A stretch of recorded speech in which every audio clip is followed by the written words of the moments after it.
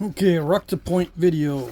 This is just self-collected. I collected this rock from Edwards Plateau in Texas. We'll see how it goes. I got a lot of this stuff that I'm going to be napping in the upcoming month. I'll probably be here in Texas the whole month. And there's going to be a lot of heat treat videos coming up. I'm going to take a deep dive into heat treat because I keep getting questions. And the questions are getting more and more difficult to answer without direct comparisons, without tests, without explanations in depth on not only how to heat treat, but how to troubleshoot when you're heat treating. How do you know it's good? How do you know it's not good? How do you know it's hot? How do you know it's not too hot? How do you install the thermometers? Do you need a thermometer? How much insulation? What types of insulation? Can you use your kitchen oven? Can you not use your kitchen oven? Can you use a solar oven? Can you heat it with the sun? Can you go and heat it in a campfire? Do you bury it? Do you put it around it? Do you hold it over with a spigot? Not a spigot, but something to hold it over the fire, like roasting a hot dog? What do you do? I mean, there's a zillion questions. And obviously I have not been getting into answering all those questions in one video. That video might be like 4 hours long, and it's going to have to be divided into different sections. And it's going to have to be very persnickety. And I might not be able to get to all the questions. I'll probably forget 20% of the questions, and I have to do a whole other series after that. Another 4-hour series just on the persnicketies. Right? Right. Okay. So yeah. I'll do a deep dive into the heat treats. This is surface collected rock, so it's going to have cracks in it and all kinds of weird stuff. It's extremely high quality for raw. So I call this high quality raw, or HQR for short.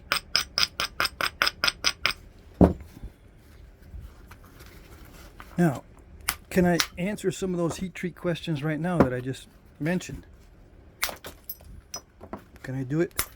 Answer those heat treat questions while I'm napping this?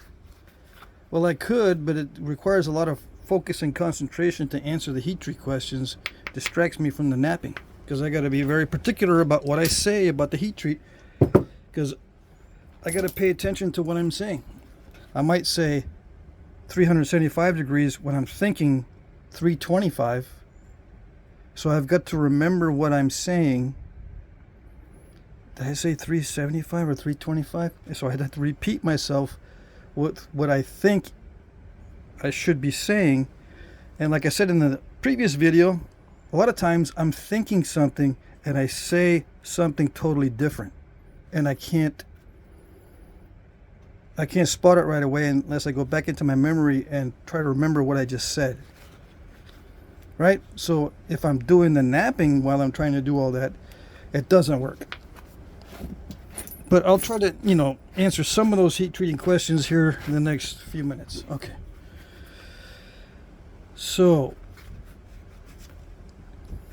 a lot of blabbing in the beginning, huh?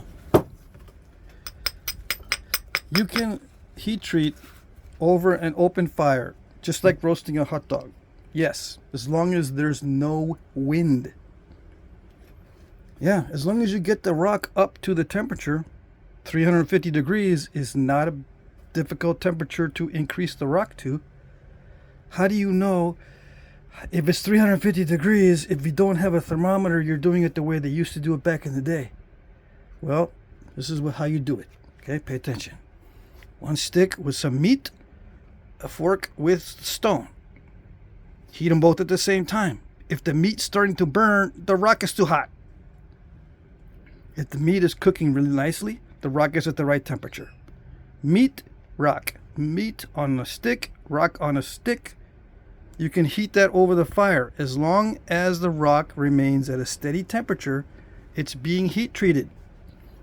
It doesn't have to be in the ground. It doesn't have to be mixed with sand in a pot or a basin or a pan. It can be. the thing is, it just needs to reach a certain temperature in order to affect the molecular change. And yeah, hold it for a while, depending on how thick it is. The thicker it is, the longer you hold it. If it's a thin flake like this, I think this can be heat treated in less than 15 minutes, by my experience. But if it's thick, this is probably almost an inch, that requires a few hours. So you use a turkey roaster or a kitchen oven, or you put it around a fire and slowly feed the fire to keep the temperature up, making sure you have meat cooking so you know it's not too hot. That sort of thing. Yeah, the secret is to cook meat alongside the rocks. Funny how that works, huh? It's not like they didn't do that. Yeah, they must have been doing that. How else are you going to keep track of the temperature? That's the only way I know of, unless you guys, some of you wise guys, you know. Yeah, if you hold a piece of wood that's, let's say, mulberry wood, you can use mulberry wood as your temperature gauge, and depending on the color changes, you can blah, blah, blah, blah. You know, if you have that sort of knowledge, share it with us. I don't have that kind of knowledge on what color certain woods change at what temperatures. You can use that as a temperature gauge for heat treating. If you're doing it out in the open, in a lodge with no wind. No wind. Immediately some of the guys are going to go, oh, I can go in my backyard and do it, and I try it, but it didn't work. Was it windy? Yeah. That's why. Okay. So hopefully that answers that question. But like I said, I'm going to go over those questions again. Alright, I got a lot to do today. I'm in a big hurry. But I wanted to do a rock to point because I wanted to check out some of this rock that I've got. I've got a bunch of this stuff. This does not need to be heated. When it's HQR, in case you missed the first part of the blab and blabby blab, high quality raw does not need heat. Can you heat treat it? Oh yes. Will it get more glossy and nice and beautiful? Oh yes. But it doesn't need it.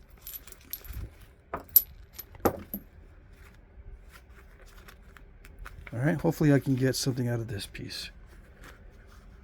And when you see artifacts like this being developed, is this a core for blades? No, I'm trying to get a biface, okay? So not all of these are cores for blades. You know, the napper might be in there just knocking off flakes and say, that's too short for what I'm looking for, and toss it, and then the archaeologist comes along and says, ooh, blade core. No, it's not a blade core.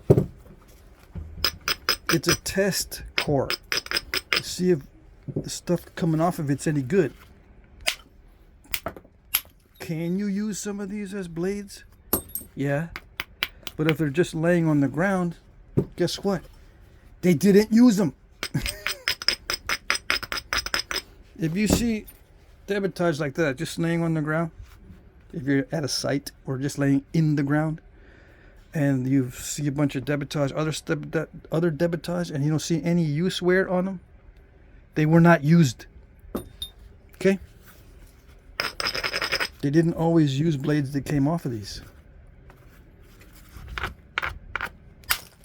Yeah, gotta use your noggin. A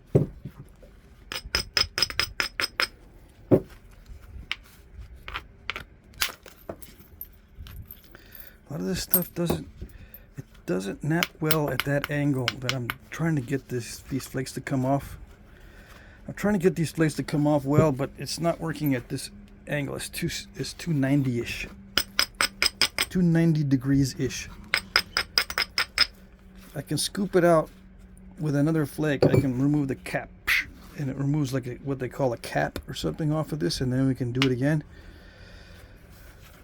Try to run flakes, but I would lose too much length if I pop the cap off the top of this. Pop the cap. The flakes that I run will be shorter. I'm trying to maximize this particular piece.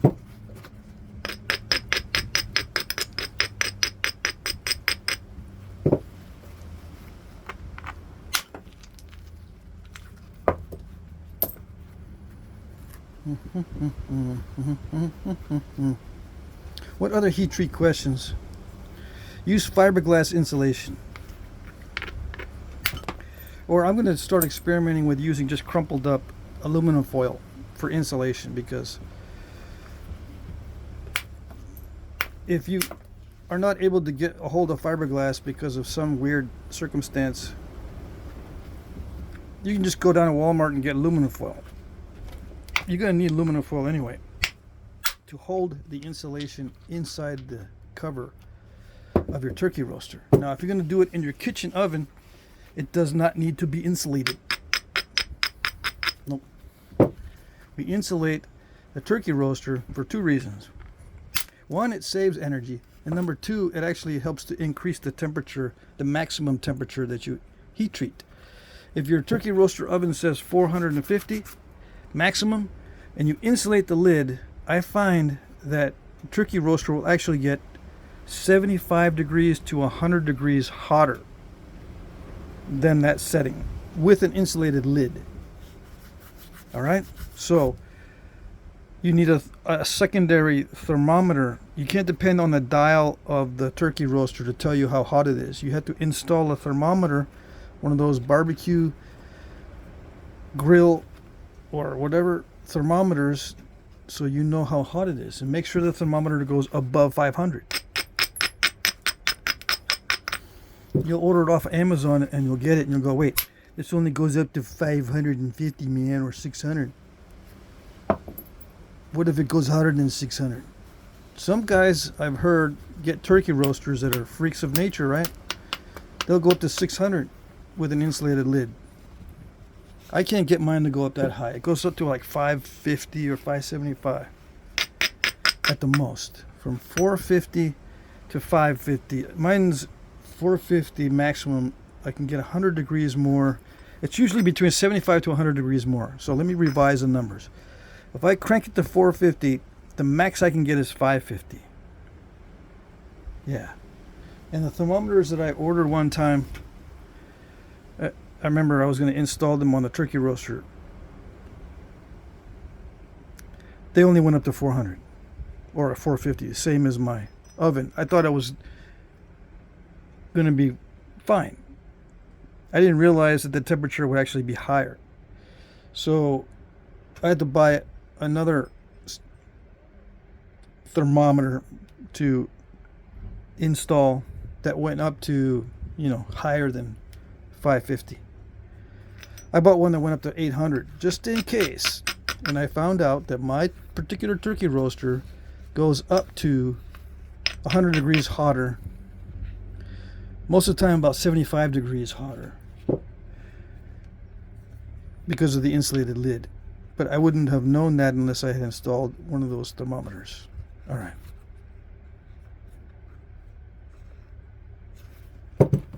What else? Some rock does not respond to heat. Yeah, unbelievable, huh? You think that all Texas stones respond to heat, and you'll find some that don't. They don't heat treat well at all. It just doesn't do anything. How is that possible? Well, because that particular stone is related to a rhyolite or something similar. It just does not change in that environment, in a heated environment. It will not change. It might need extreme heat in order to change. Maybe it won't change at all. I'm not an expert in that. I just know that if it's not working, if the heat treat's not working, it goes in the dumpster. That stone goes in the dumpster. Where does it go from the dumpster? It goes into the landfill with all the other modern trash, so that if future archaeologists find it, they're not going to say, "Ooh, there's debitage in this area. It must have been a Native American site." No.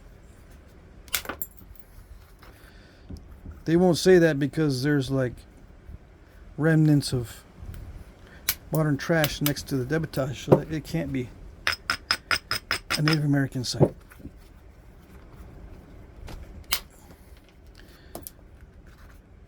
Right? What is something that you find in the landfill, or something that goes to the landfill that has a very long life? It doesn't deteriorate very quickly. Beer bottles, right? Glass beer bottles, they don't deteriorate that quickly. It takes thousands of years for that to deteriorate down to nothing. So yeah, you find these broken, smashed up Bud Light bottles.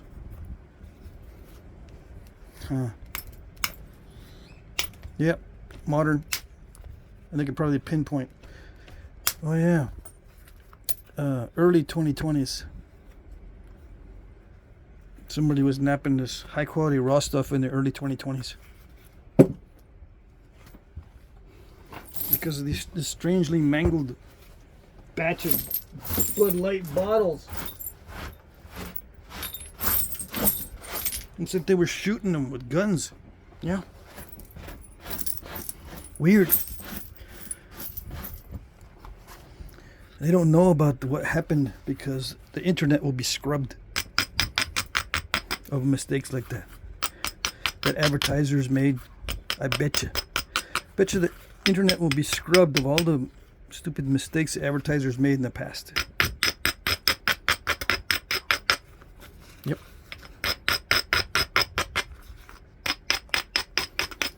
What else can I tell you about heat treat without distracting me too much? All the equipment I buy for my heat treats and everything else usually comes off of Amazon or eBay. I like eBay for only one reason. I can use my PayPal credit line to pay for stuff on eBay. Amazon does not take PayPal. I like Amazon though because of the free shipping.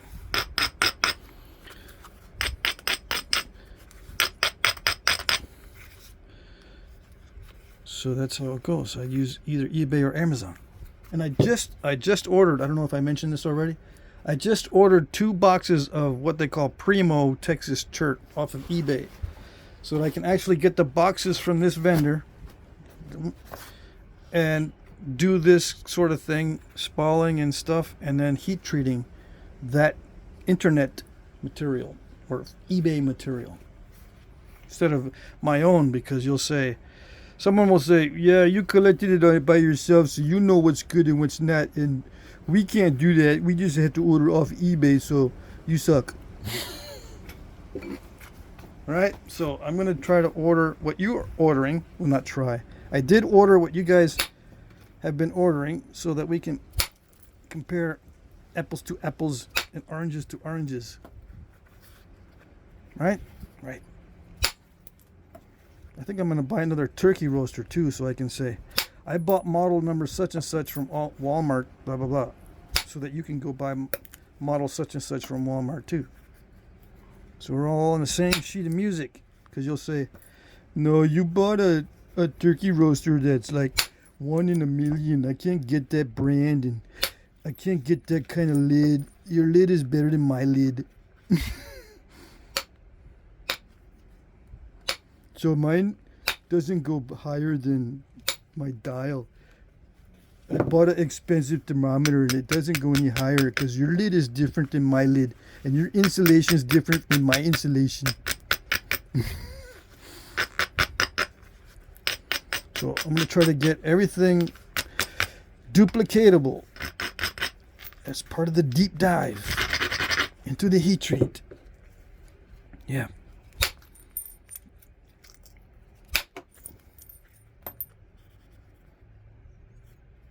Yeah, I need a new turkey roaster anyway, because mine has a cord that is frayed.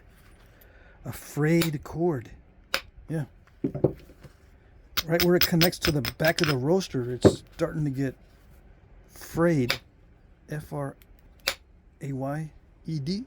I think that's how you spell it. Your cord is afraid? No, it's frayed. Yeah, the cord on your roaster is scared.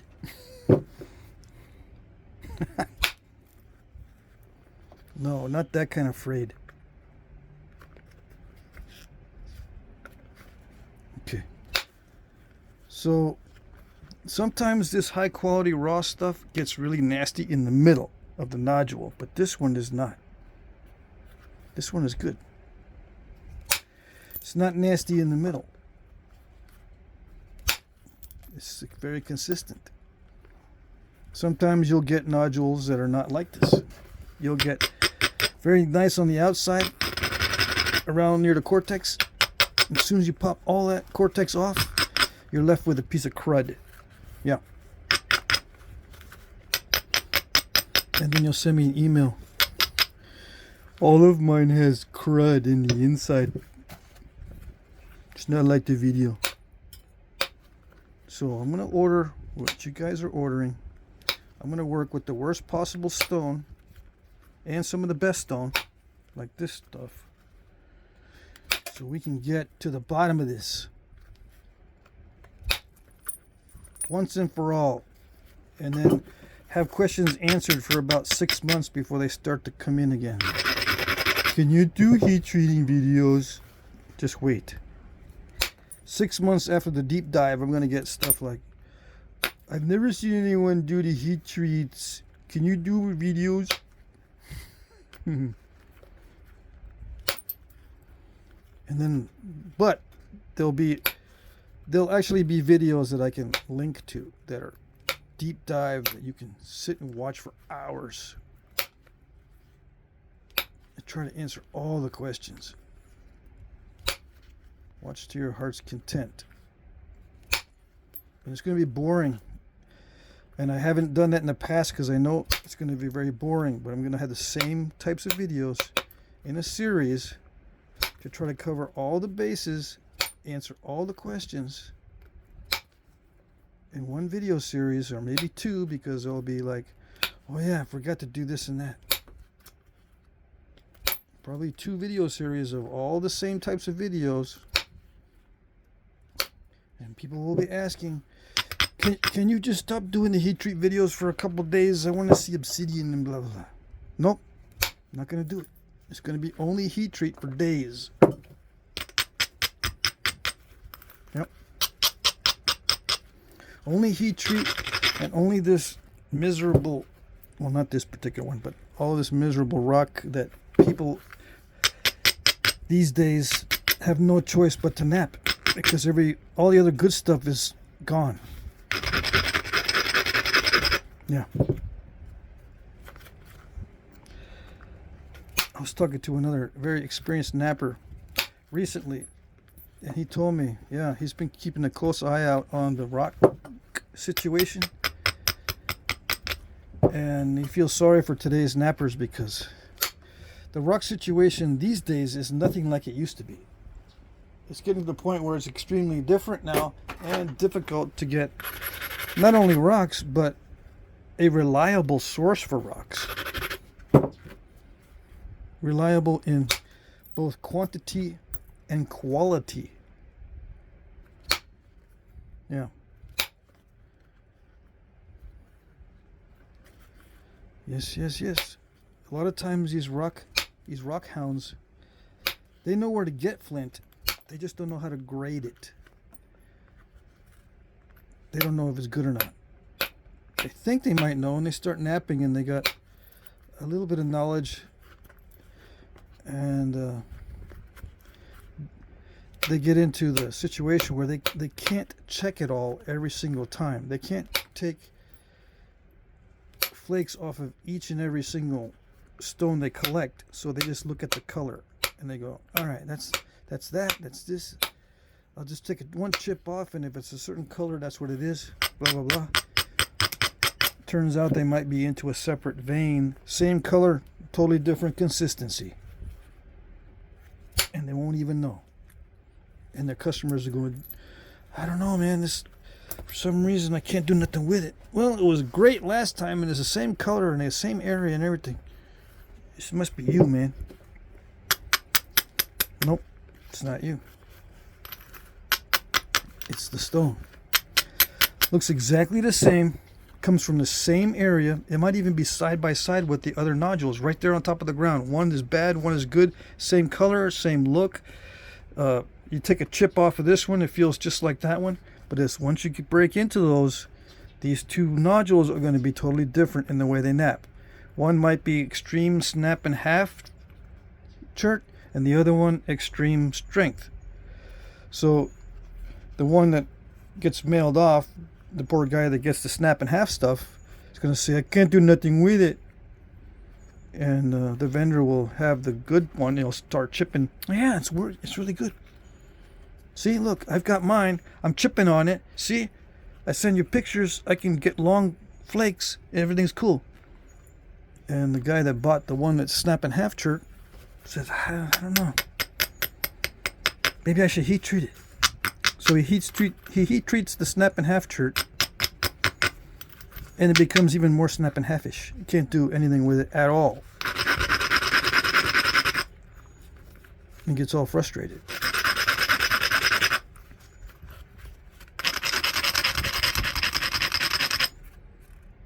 That kind of thing. That's today's experience with a lot of material. It's just not the same as it used to be. It used to be you could collect a lot of surface material and you would get material from the same nodule because they were big, and that's more consistent than getting stuff in different nodules. It's very rare to get material all from the same nodule these days. It used to be where you can break off big old chunks of chert from a side of a little ravine or something, this outcrop of chert. You would just get your digging tools and pick out big blocks, and then you could sell pieces of that big block, and it would all be pretty much the same. But now everyone's collecting these smaller nodules, and they can vary. It could be night and day between one nodule and the next from the same area. Because, you know, some of them tumble in from somewhere else. Get them mixed up with the local stuff. Especially in the south, where there has been lots of floods in the past. The rocks move around a lot. You never know where they're from.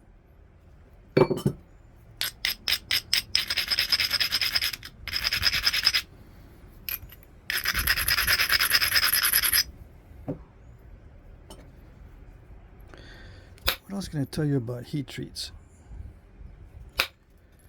The thinner it is, the better when you heat treat. That way you don't get internal stresses.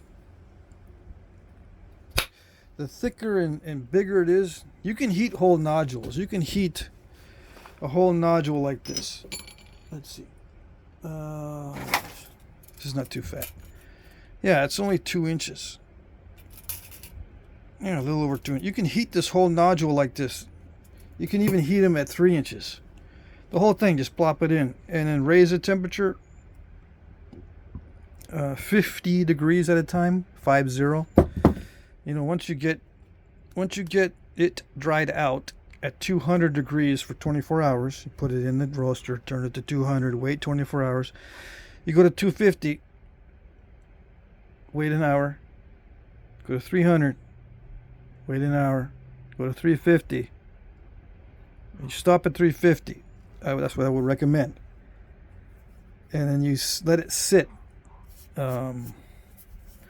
The minimum is 4 hours, but if it's really thick, like this, I would double that to 8 hours. If it's like a 3-inch nodule, I would triple that to like 12 hours, just so you make sure that it's a consistent heat all the way through. So when you break it open, you're going to get consistent results. Now, some of these are going to have concrete in the middle. Does this have concrete in the middle? Just hold on, let me take a break here. I don't think so. I think this is high quality raw stuff that's pretty consistent, just like the other first piece. See, one of the bad things about heating these big nodules is the possibility that it's going to have concrete in the middle. This one does not, luckily. Okay? How did I do this? How did I do that? I don't know, I just hit it right there. What's the problem? You didn't see? You didn't see me just hit it right there? I've been napping.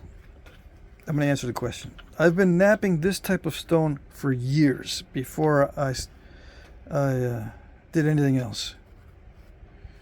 This is the kind of stuff I would collect myself. And I started napping in 2007. I made gravel, nothing but gravel for the first 2 years. And a lot of that was just starting with this stuff. And then in 2009, I started really focusing on flint knapping and watching and studying videos even more closely. I think I developed my behind the knee technique in 2010. After frustration for another year. And then I started making videos in 2011. Yeah. So when I first started, I had experience working with these, and I have experience breaking these in half just to see if there's concrete in the middle. You know what I mean? Clear, no concrete in the middle. Beautiful. So I have experience doing this because that was the killer in the beginning. I was napping nothing but bull gravel in the beginning, or bull rock. Okay? So I got used to testing it. And then once I learned about heat treating, I think it was 2009, no, 2010, or I don't know, it was before, maybe even later. Let me think here. I can't remember when I discovered heat treating, but it's in my videos in the past. Like, I'll mention it in some of my heat treating videos from years ago. I'll mention when I started heat treating. I don't remember now. All I know is it doubled the amount of stuff I could nap. My pile of nasty, broken up stuff became usable after heat treats. Yeah.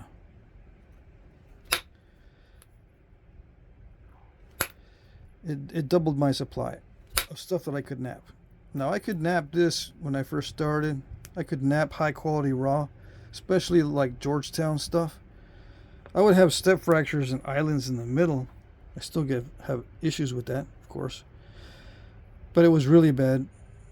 But I could still nap the high quality raw stuff. It was the heat treat that really made a difference. Yeah. It made a big difference. So I think it's an important topic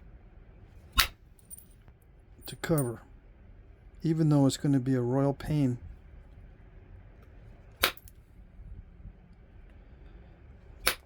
And probably very boring for days, but I don't care. Okay. I should be napping something else right now, but I wanted to start getting this out of the way and warn you guys, spoiler alert, there's going to be lots of heat treat videos coming up.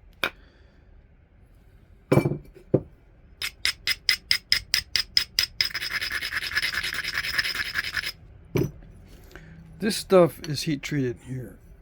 $3.95 for 6 hours. I just have a batch. I just put in a batch yesterday, and it was heat treated at $3.75 for 12 hours. So I'm doing a lot of variations on the heat treats for this Georgia chert,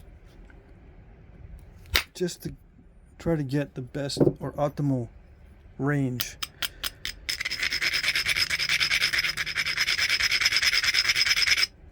The Georgia chert seems to heat treat well at any temperature between 345 and 395, with some of the stuff napping better at 400 or even 450, especially the Jaspers. They'll nap better at higher heat treats. higher than 395. 400 degrees is the average. There have been scientific tests, especially on chalcedony. I don't know why they focused on chalcedony in the studies that I was reading, but 400 degrees is perfect for chalcedony in most cases, which ends up being the same for flint too, because it's the same molecular structure. Or chert, flint or chert, same molecular structure as chalcedony. How do you spell chalcedony? Just use the voice option for searching and say chalcedony. What is chalcedony, Siri? And then she'll tell you. I don't have to try to spell it.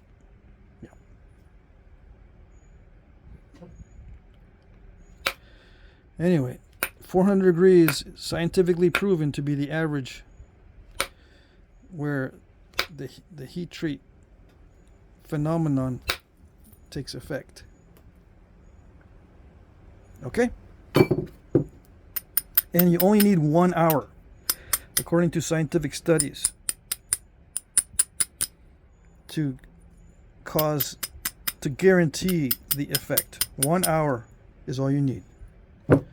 Many people put it in for more than an hour because sometimes stones are pretty thick. Sometimes they act stupid. They don't always act right. Yeah, stones, even though scientifically they should be responding after an hour, they tend to gloss up better with longer exposure to heat, or they tend to become more flexible with longer periods. It all depends on the stone. Some are weird. They like longer exposures. Some of them, they don't care. Some stones, they don't care. They'll be ready to go after an hour or an hour and a half. Especially thin bifaces like this. If you heat treat the bifaces, it requires less time to get the desired effect. But you can leave a biface in there for longer if you want. And you can also reheat. That's another question that comes up. If you heat this at 325, put it in there and you let it cool down, you take it out, it's nice and cooled down, you start knapping on it, and you don't notice any changes at all at 325, you can put it back in, raise the temperatures up again, and then stop at 350, and then turn it off. Leave it at 350 for an hour or 2 or 3 or 4 or whatever amount of hours you feel comfortable with. Turn it off, let it cool down, take it out and start knapping again, and you might say, still not doing anything, still the same. You can put it back in and raise the temperature higher next time. How many times can you do that?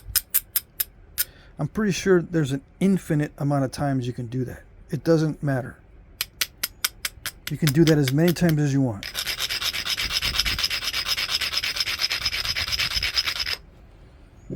Yep.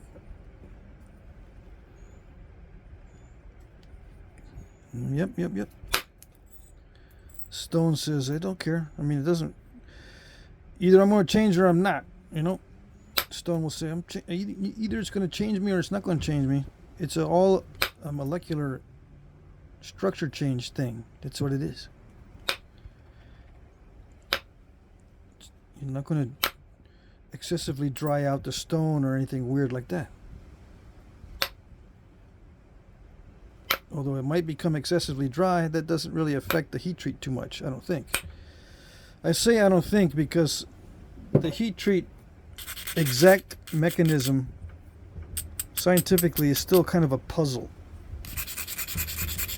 They don't know exactly, the scientists don't know exactly why the molecular structure changes, because they're not sure if there's a combination, if these molecules are combining together or separating.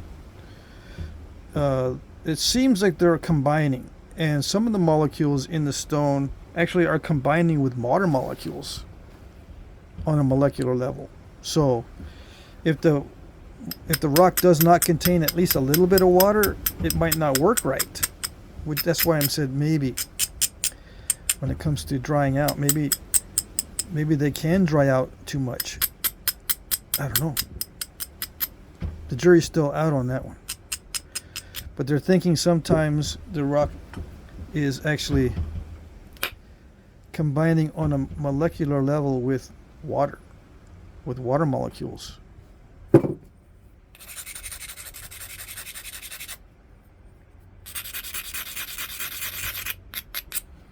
Anyway, I have found that I can heat treat and reheat treat and reheat treat again and not have any bad side effects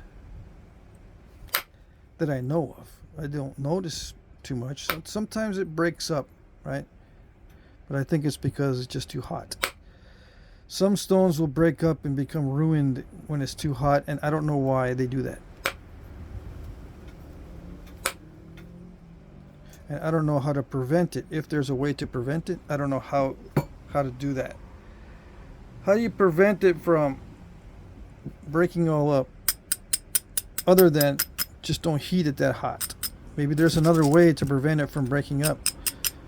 You know, if it's a thin biface and you heat it up a lot and it gets these heat pops and crazing and very delicate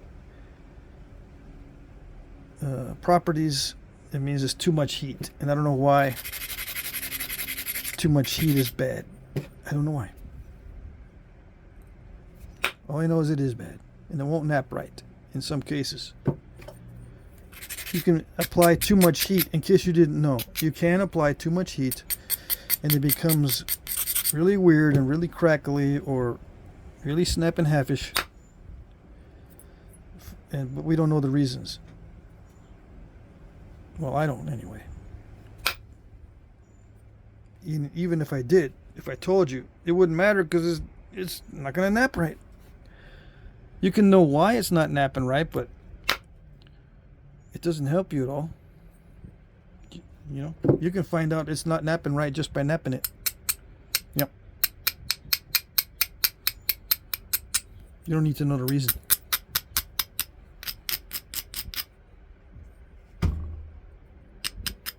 It lets me off the hook, so I don't have to know why it's not napping right either.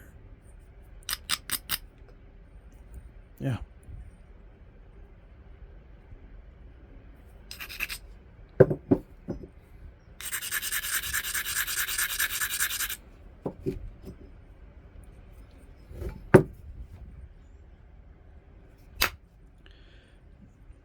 Now you might say, is it better to nap heat treat with copper? Is steel bad for heat treat napping? Well, I'll tell you, it is bad if it's not working for you. Then yes. But if you can nap with steel, even though it's heat treat, then it's not bad. So if I tell you, yes, it's bad, somebody will say, I can nap heat treat with steel. What are you talking about? In fact, I don't use anything but steel. Some of you guys out there now are not using anything but steel. Yep, that's all you're using now. On everything. And you like it.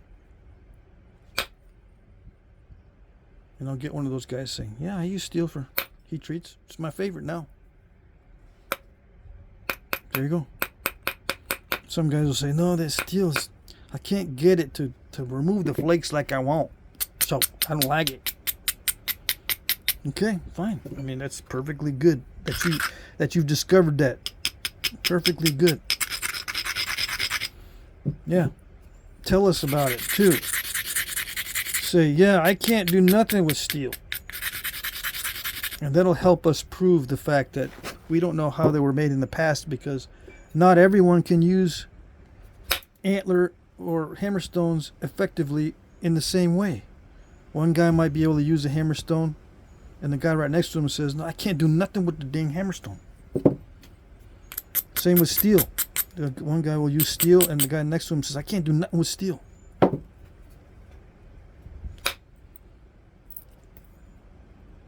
Yeah. So the same thing happened in the past with antler and hammerstone. Some guys can't do nothing with hammerstone. Some guys can't do nothing with antler. It's got to be hammerstone. You know, it happens.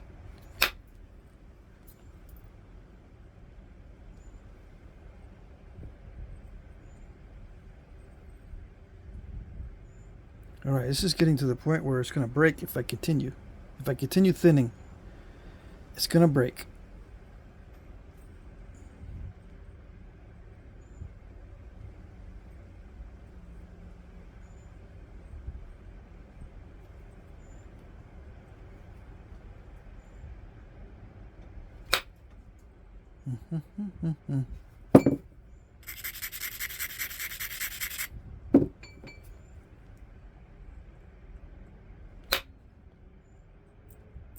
So I'm taking a chance. I do want to thin this tip down some more. Hopefully you can see what I'm doing.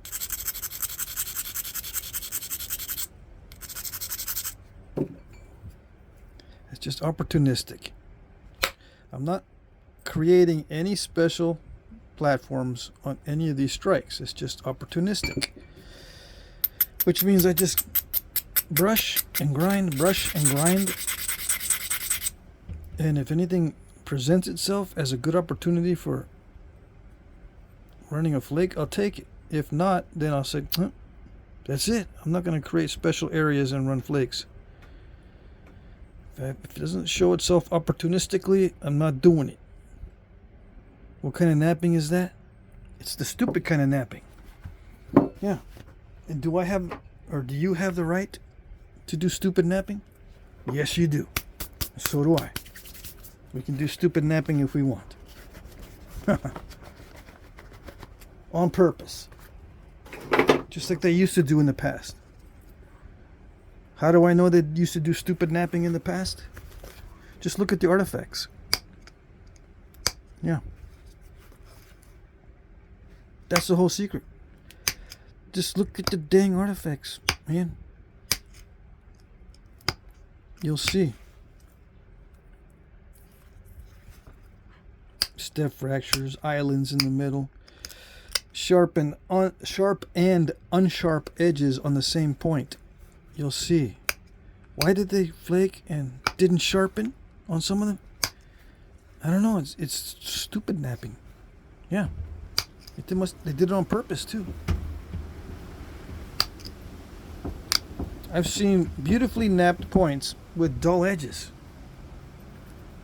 Is that from use wear? Well, if it's like in that little dart point like this, and it's beautifully napped, you know, it's got nice bold flakes and no step fracturing or anything, but you do this on the edge, it's dull. Or you might have a little sharp spot here, a sharp spot there, sharp on there, but the rest is all kind of dull or really wonky.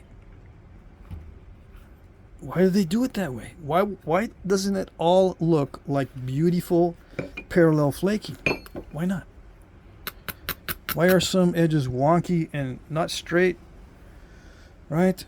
Or beveled in some parts but not other parts, and sometimes they got long flakes in some areas that are beautiful and other areas it's steppy. Why? It's because they didn't care. You know, you can do stupid napping if you want.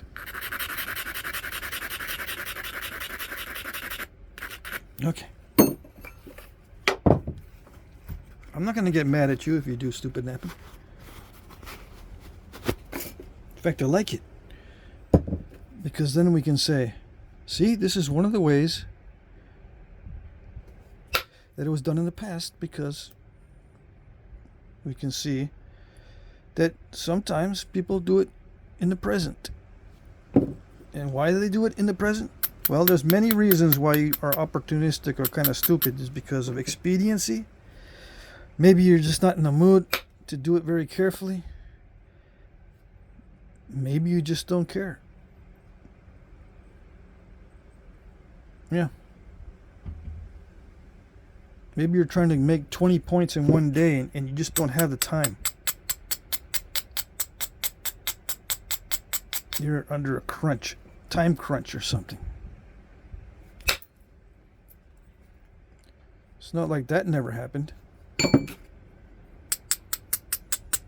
sneak into a quarry that belongs to another tribe and you go, let's get out of here quick. Yeah, but if I do this quick, it's going to look stupid. It doesn't matter. Just do it stupid and get out of here. Let's get out of here. All right. That's what happened.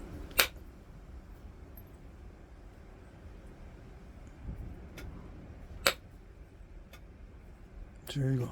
There you go.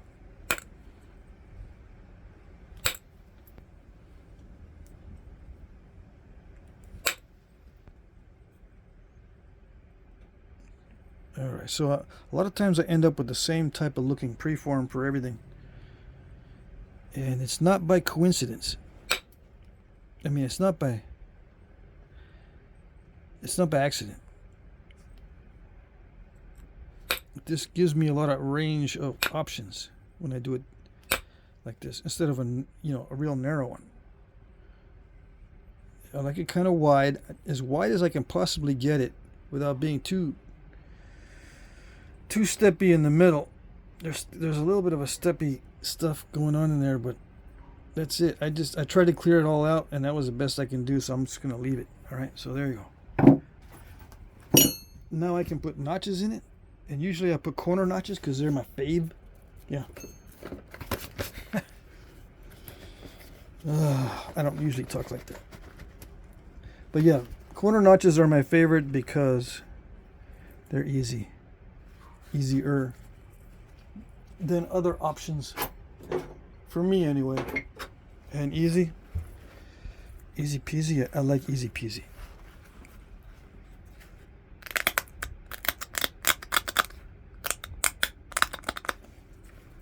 Besides, if I mess up on the corner notch, I can transition to another type of notch or stem easily.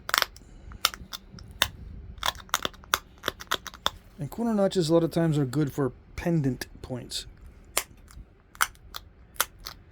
If you want to make a pendant, it gives you a good area to attach the cord or whatever, because the stem is expanding. If the stem is contracting, it's hard to make a pendant out of it.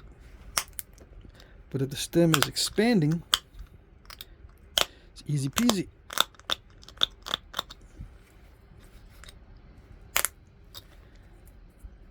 Yeah. And it's easy. One of the reasons why it's easy to do for me to do these corner notches is because, see, the corner sticks out. So when I'm doing the knapping, it's like right on the edge of the pad. If I'm doing a side notch, it's a little more difficult to hold it so that the notching is being done near the edge of the pad. But with a corner notch, it's right there. Easy to hold on this side when I'm notching it. A side notch, I got to maneuver my fingers and come way over the top and then do the notching. It's harder to hold it. It's the easiest way to hold it is this way, where you've got the corner of the preform near the edge, and I'm able to hold the workpiece easily. That's one reason. The other reason is I have an easier time doing the symmetry if it's a corner notch. If it's a basal notch, I have a very difficult time keeping it wide enough in the middle. If it's a side notch, I have a hard time not blowing away the sides and also not snapping it across the neck. Yeah.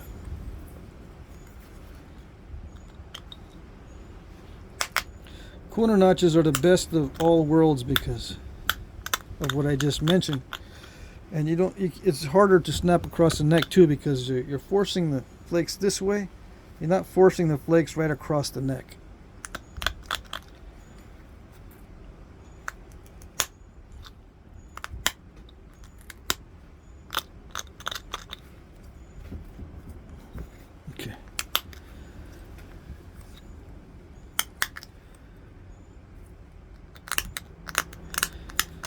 And I can even up the symmetry later. Did I say that already? Yeah. Probably already said that. It's easier to even up the symmetry with a corner notch. Supposedly.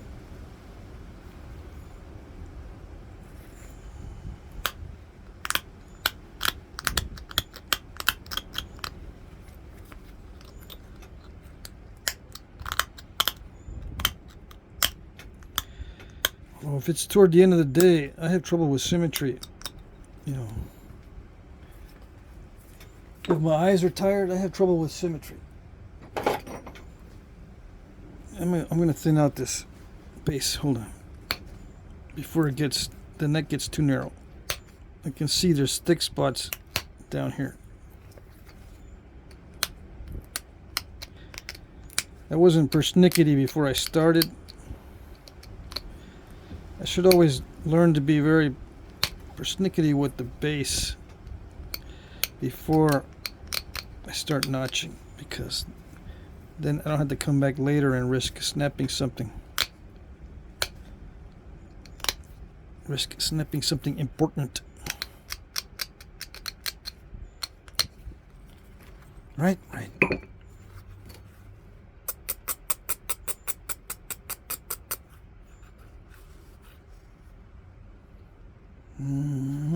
Is it going to be symmetrical? I don't know. I can't tell.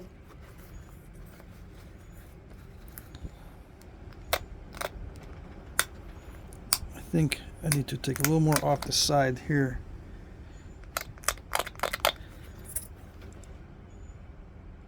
Yeah, okay.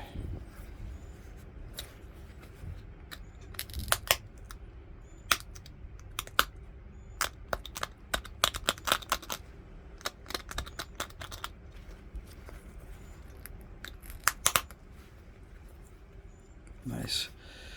High quality raw is pretty good stuff, obviously, or else I wouldn't call it high quality raw, right? But it's such a relief when you get a piece of high quality raw. Because you can get into the groove, and it's not going to be very inconsistent or something that'll mess you up. You know, it's not going to do something weird in most cases.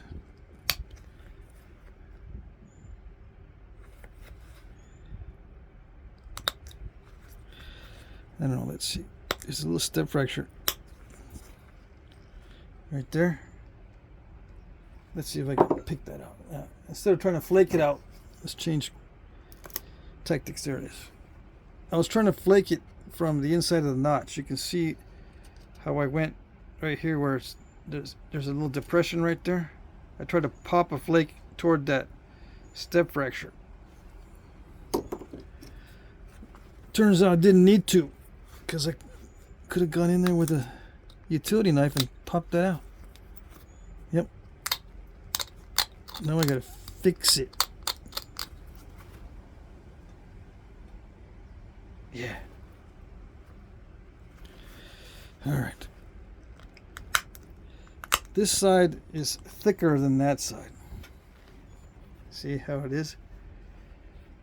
It's going to be more difficult to notch here unless I pop out a big notch, or I can hit from the base, develop a grinding spot here, and then shoot another flake in there before I go any further.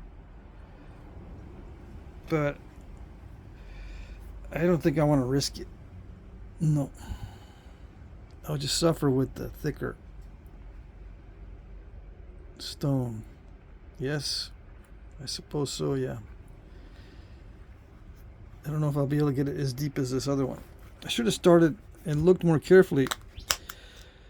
Started with the thicker one first. That way, if it stalls, the thinner one I can easily bring up to the same depth. Come on. I'm trying to be gentle and you're not doing nothing. I'm trying to be careful, but with lots of pressure. Let's see if I can do this while you can see. Yes, the pop outs are like that are so great. And they're difficult to do unless you have high quality stone.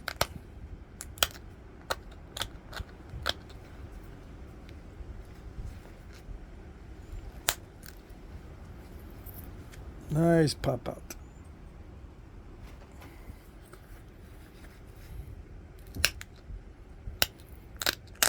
And this is not a small amount of pressure either. It's a pretty hefty amount of pressure.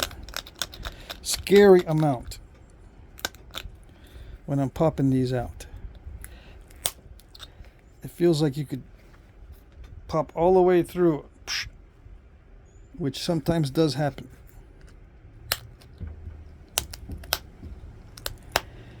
With a crack all the way up through. All right, that's stalling out. Let's see if I can get it to one more little pop out. Famous last words.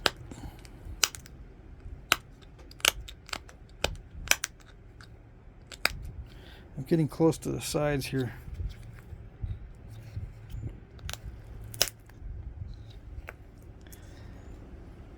There we go. Excelente. See, nice pop out. Luckily it didn't take out any of the sides or the stem or the barb or anything. And see how these little step fractures are around the bottom of that notch? I'm going to try to pop those out here in a second. All right.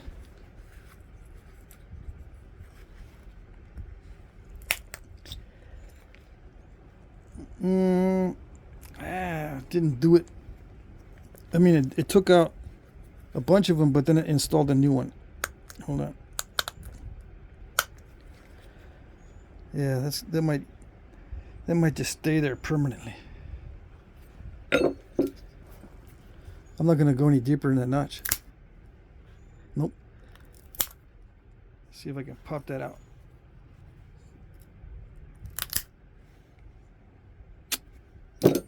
Alright. Gonna be stubborn. Yeah, raw stone can be stubborn with those. Let me try again with a little flake.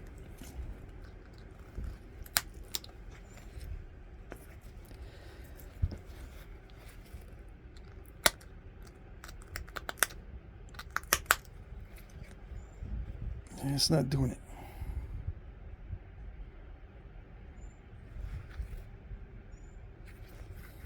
Those are just annoying.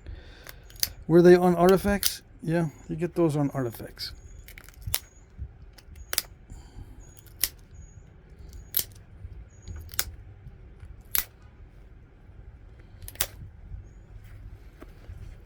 I don't want it on this because I don't want to show you how they used to do it. Yeah.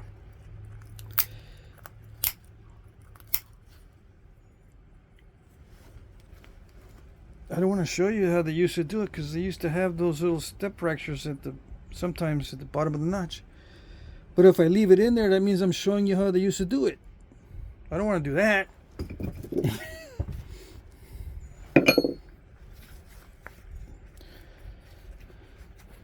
Yeah, there's irony.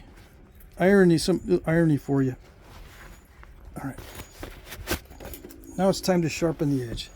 And I'm just going to do the expedient method.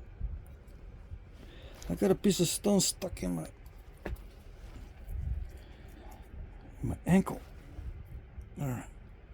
And it's not painful, it's just itchy, like I've been saying. And itches drive me nuts. It drives me nuts when I can't see the edge either. I can't see it. You can't see it. I can't see it. I don't know how to fix it. Hold on. If I use the dye, I might end up putting dye on the arrowhead. But it's over 100 degrees in here, so it might just dry out quickly enough so it won't affect the stone. The stone won't have a bunch of black splotches on it. Where is something I can rub this on? Some napkins. Got some napkins. See the little black residue? I don't want no black residue on my Arrowhead. Okay, it looks pretty good. Yeah, alright. See if it's better. Alright.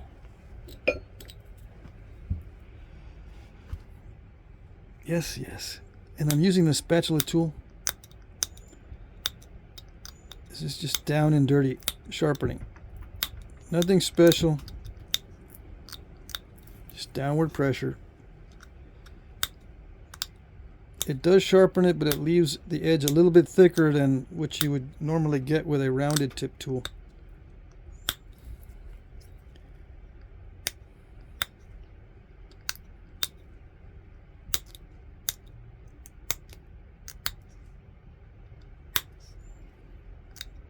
I might go, yeah, I'll probably go back over it with a rounded tip tool on the really thick spots.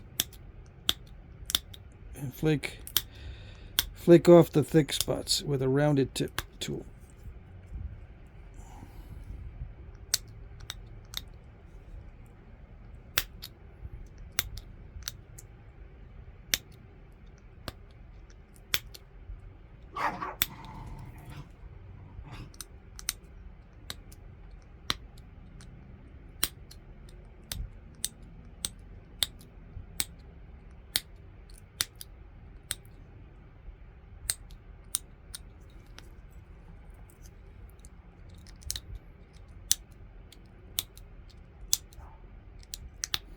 And yeah, this is the same tool I use for notching.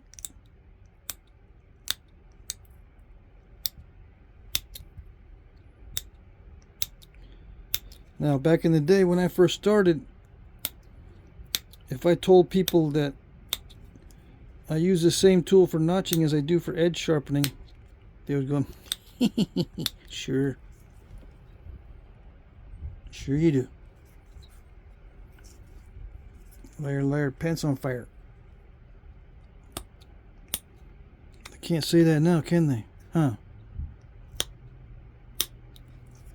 Nope. Got it on video.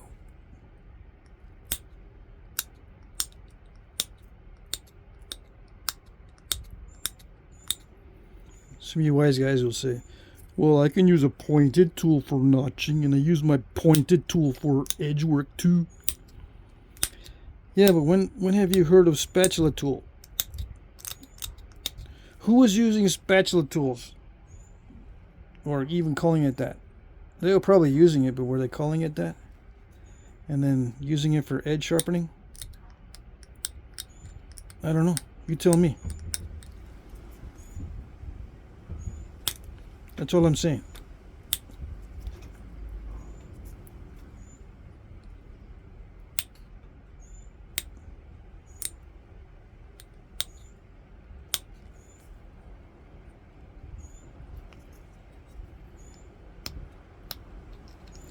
Back in when I first started, even though it was like 2009 or 2010 when I started making stuff that I really wanted to make instead of gravel, even back in those days, Flintknapping was very rigid in their techniques. Yeah, everyone was pretty much copying everybody else, and they were napping by consensus. So you would nap according to how everyone else was saying it should be done, and they were all trying to agree with each other. No outsiders, basically. And they were all looking at 1% of the 1% as far as artifacts go, and trying to imitate the techniques of the 1% of the 1%, and saying that's how they used to do it back in the past. The way they used to do it was the way that they used to create 1% of the 1%. That's the way they used to do it. We know now that that's a bunch of BS. Because because you need to look at everything else too. You can't just look at the 1% of the 1% and say, all right, we developed techniques to do that kind of work. That means it was all done the way we're doing it. Yeah, it's not rational.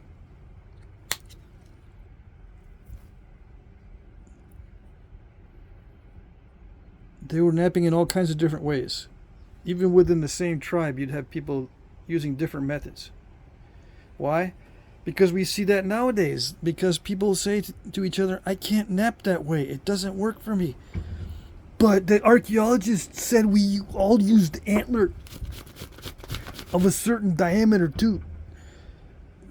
Yeah, never mind that those are our drumsticks. They said that we used to use the drumsticks for antler, for napping. But I can't use those. But the archaeologists.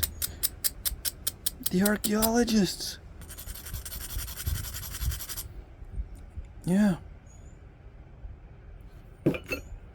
Anyway.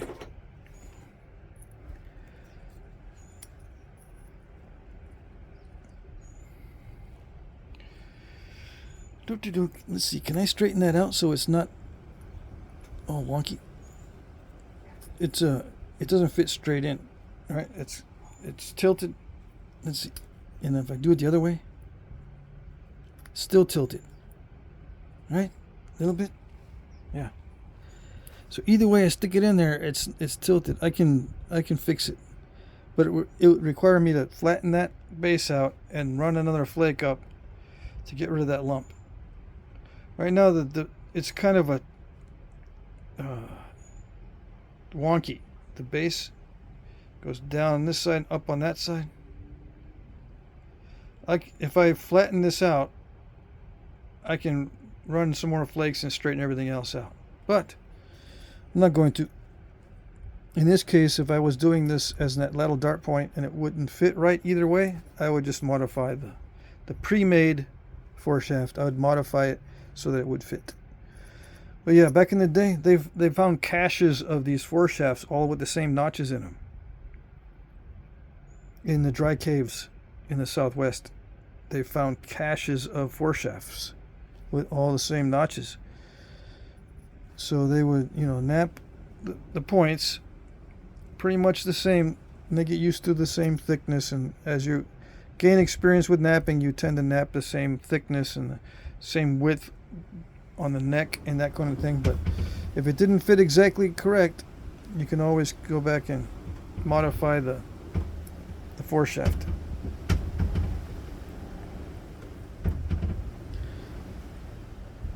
Sometimes it's easier to modify the arrowhead if it's a pretty straightforward thinning operation. On this one, it's not straightforward because I would have to flatten out. This is too thin to run flakes from. I would have to thicken up the edge and then run a flake up into there. Yeah. Anyway, there it is. Rock to point with a bunch of blah blah blah. High quality raw stuff. This will be available in the auction, just so you know. It can be a nice pendant point or a little dart point. Let's see, how long is it? 2.5 by 1.5. Where's my scale? I like this size at that little dart point. I don't like it to be any bigger, in other words. Not only because it's easier to find rocks to nap of this size, but because clumsiness won't break it. If you knock it up against something, the chance of breaking something that short is not as great as something longer. All right.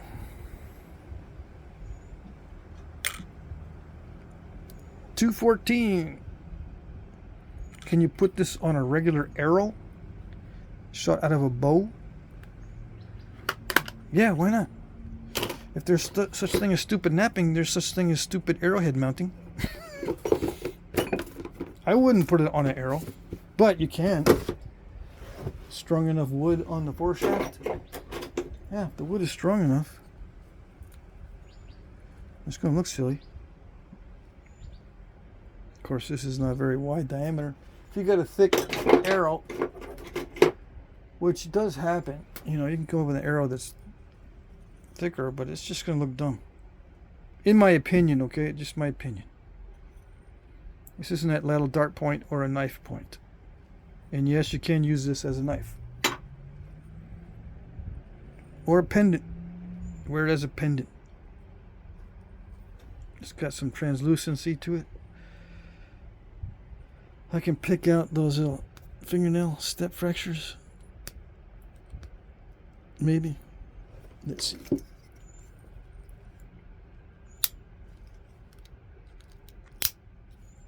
It's already past an hour, so I'm just goofing around.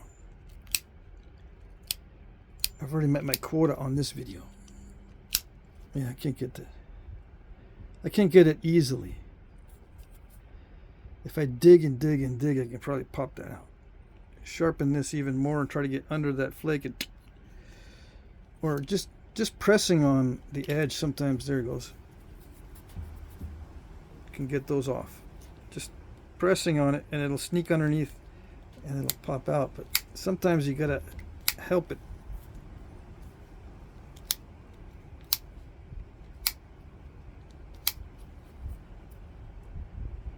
Anyway, how about crunching it?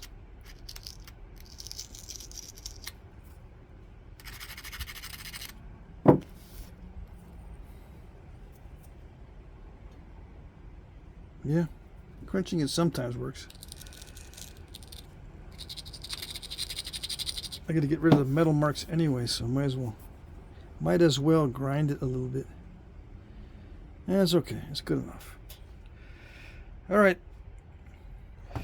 There it is. I actually enjoyed working with that particular stone because it was strong, but yet I could do the notches without stalling. And I was able to pop out some good notch flakes. Yeah. All right. There you go.